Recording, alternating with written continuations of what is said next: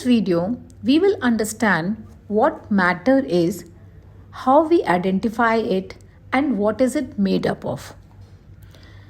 Students, everything around us, the chair you sit on, the air you breathe, the water you drink, all are form of matter.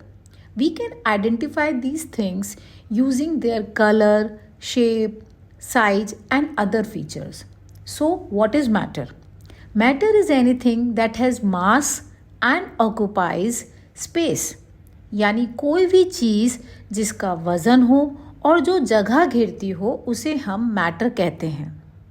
Now, what is matter made up of?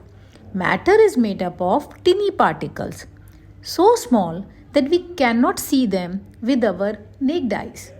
These particles are always moving and have space between them. We will learn more about that soon. Thank you.